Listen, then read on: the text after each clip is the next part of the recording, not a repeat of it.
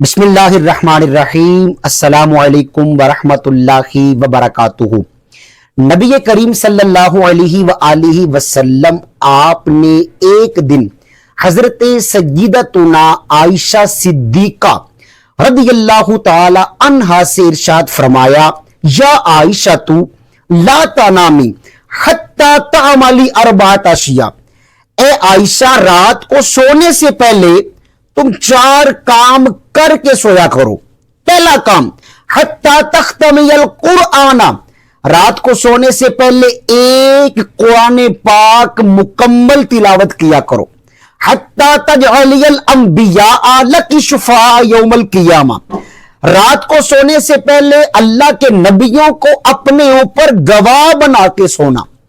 حتی تجعلی المسلمین راضین عنک، رات کو سونے سے پہلے تمام مسلمانوں کو اپنے اوپر راضی کر کے سونا۔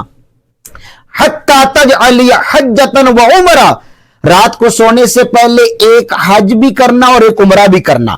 فدخل علیہ الصلاۃ والسلام فی الصلاۃ، سیدہ عائشہ فرماتی ہیں اتنا فرمانے کے بعد نبی پاک علیہ السلام نماز کے لیے مسجد میں چلے گئے۔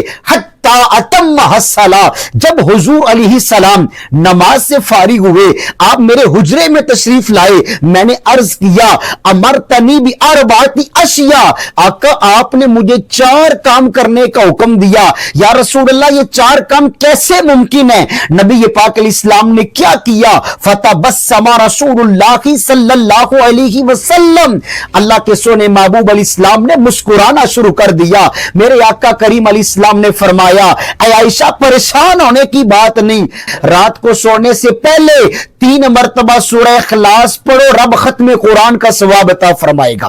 رات کو سونے سے پہلے میری ذات پہ درود پاک پڑھو، اس کی برکت سے تمام انبیاء تمہارے اوپر گواہ بھی بن جائیں گے۔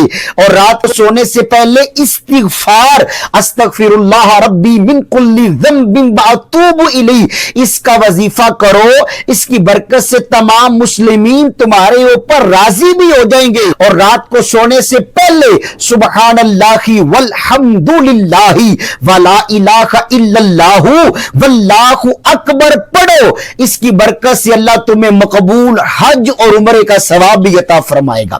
آئے ہم بھی نیت کرتے ہیں اس فرمان مصطفیٰ صلی اللہ علیہ وسلم کو سیکھنے کے بعد ہم بھی یہ عمل کریں گے، اور نبی رحمت صلی اللہ علیہ وآلہ وسلم آپ کے صدقہ پاک سے بہت سا اجر و ثواب حاصل کرنے میں کامیاب ہوں گے۔